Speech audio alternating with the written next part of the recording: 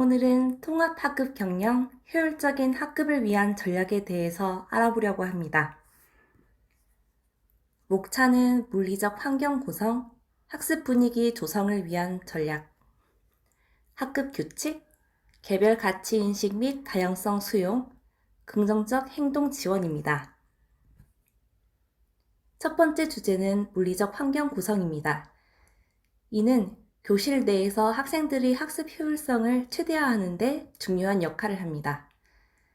교실은 각 활동에 맞게 세밀하게 구성되어야 합니다. 예를 들어 과학이나 요리 영역은 싱크대나 수도 근처에 배치하는 것이 좋습니다. 읽기와 쓰기 영역은 컴퓨터 주변에 배치하면 학습에 도움이 될 것입니다. 움직임이 많은 활동은 움직이는 활동이 적은 영역과 가능한 멀리 배치하는 것이 중요합니다. 교실의 물리적 환경 구성은 교실 내의 모든 물건이 목적이 분명하고 청결하며 안전하고 쉽게 접근할 수 있도록 하는 것이 중심입니다. 이렇게 함으로써 학생들은 편안하게 학습 활동에 몰입할 수 있습니다.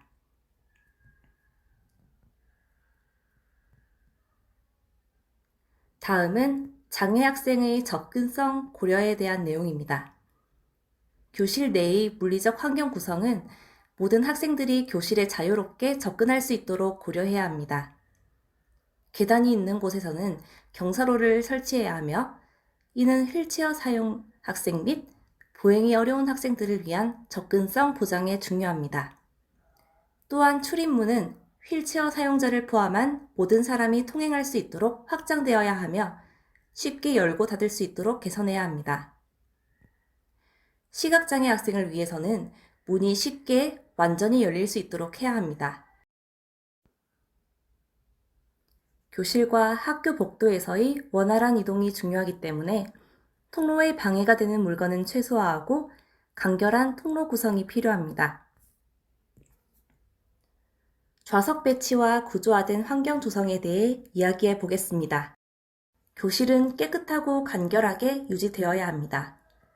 필요한 자료들은 학생들이 쉽게 접근 가능하게 정리 및 보관되어야 하며 교실의 조명은 학생들이 잘 볼 수 있도록 조절해야 합니다. 소음 수준도 학생들이 학습에 방해가 되지 않게 관리해야 합니다. 학생들의 개인적인 물리적 공간, 예를 들면 책상이나 교재 등도 체계적으로 정리되어야 합니다. 예측 가능한 일과에 대한 일정표를 게시하여 학생들이 수업 일과를 이해할 수 있도록 돕는 것이 좋습니다. 교실 내의 좌석 배치는 특히 중요합니다. 주의 산만 가능성이 높은 학생들은 외부 자극이 덜한 곳에 앉도록 배치해야 합니다. 학생들에게 개인 열람석을 제공하여 외부 자극을 최소화하는 것도 효과적입니다. 그리고 모든 학생이 교사를 쉽게 볼 수 있고 교수자 설명을 쉽게 이해할 수 있도록 환경을 조성해야 합니다. 학급 규칙과 그에 따른 결과는 학생들이 쉽게 볼 수 있도록 게시해야 합니다. 즉, 좌석 배치와 과제는 학생의 주의 집중과 수업 참여에 큰 영향을 미칩니다. 학생들이 편안하게 학습할 수 있는 환경을 만드는 것은 교사의 중요한 역할 중 하나입니다. 학급 분위기에는 학생과 교사의 태도와 행동이 반영되며 학생의 성공에 중요한 요소입니다. 교사는 기대치를 학생들에게 명확하게 가르치고 일관성 있는 행동으로 분위기를 조성해야 합니다. 또한 학생에게 유의미한 학습 경험을 제공하고 위협하지 않는 환경을 제공하며 공정하게 대처하고 행동의 결과에 대해 즉시 반응하는 것이 중요합니다. 특히 장애 학생이나 다문화 가정 학생의 경우 교육과정이 학생의 요구와 관심과 연관되어야 합니다.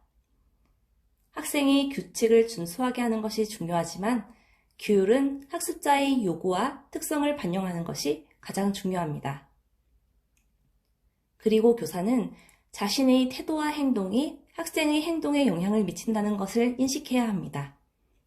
긍정적인 모델링을 통해 교사는 자신의 행동을 관리하는 규칙과 규정에 대한 긍정적인 태도를 보여야 합니다. 마지막으로 교육과정과 교실 환경은 학생의 학습을 용이하게 하도록 구성되어야 합니다. 내용이 너무 쉽거나 어렵거나 교실 환경이 학습을 방해하면 규율과 관련된 문제가 발생할 수 있습니다. 이어서 학급 분위기의 중요성에 대해 더 깊게 이야기해 보겠습니다. 학급 분위기는 학생들의 학습 동기, 학업 성취, 학교 생활에 영향을 미치며 교사의 학급 관리 효율성에도 중요한 요인이 됩니다. 긍정적인 교실 분위기를 성취하기 위해서는 교사가 학생들에게 기대되는 적절한 행동이 무엇인지 명확하게 가르쳐야 합니다. 교사는 학생들과 교실의 규칙에 대해 지속적으로 대화하고 규칙을 지키도록 도움을 줘야 합니다. 일관된 행동으로 학급에서 긍정적인 학습 분위기를 조성하는 것이 중요합니다. 학생들은 확고하고 단호한 교사를 신뢰하고 존중하며 친절하고 안내할 줄 아는 교사를 선호합니다. 따라서 낙천적이고 계획된 수업, 적절하고 현실적인 기대, 일관성 있는 행동, 학생을 인간적으로 이해하는 교사는 긍정적인 학습 분위기의 필수적인 요소입니다. 다음으로 장애 이해를 위한 전략에 대해 이야기하겠습니다. 교실에서는 장애 학생이나 특별 지원이 필요한 학생들과 함께 생활할 수 있는 기회를 제공하는 것이 중요합니다. 학생들은 다른 사람들의 어려움을 이해하고 존중하는 능력을 키워야 합니다. 이러한 환경을 조성하는 중요한 역할을 하는 것은 바로 교사입니다. 교사의 장애에 대한 인식이 부정적이면 학생들도 부정적인 태도를 가질 수 있으므로 교사가 장애에 대한 지식을 늘리고 자신의 인식을 개선하는 것이 중요합니다. 이를 통해 일반 학생들이 장애에 대한 긍정적인 태도를 갖는 것을 돕게 됩니다.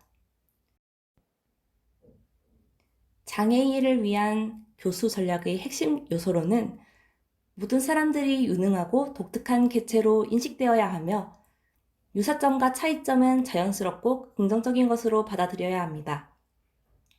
또한 배려하는 마음으로 상대방을 대하며 차이점은 우리를 특별하게, 유사점은 우리를 하나 되게 합니다.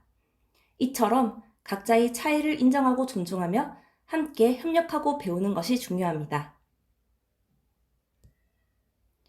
이제 장애인과의 의사소통을 위한 일반적인 지침에 대해 살펴보겠습니다.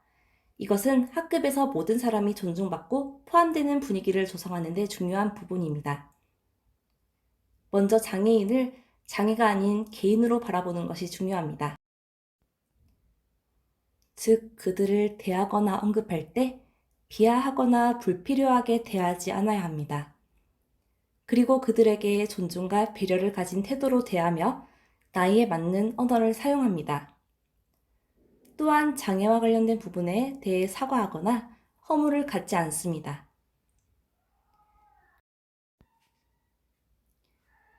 휠체어 사용자와의 의사소통에 있어서는 그들의 개인적인 공간을 존중하며 대화를 오래 나눌 때는 눈높이를 맞추는 것을 기억하세요. 또한 접근할 수 없는 곳에 휠체어를 밀어야 할 경우 장애인에게 어떻게 해야 하는지 안내를 요청해야 합니다.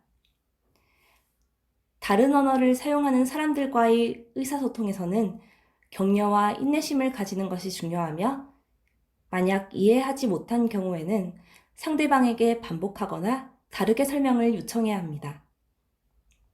시각장애인과 의사소통할 때는 그들을 만나면 먼저 자신과 동료를 소개하고 평소 목소리로 직접 말하며 그들의 이름을 사용해 대화를 나눕니다.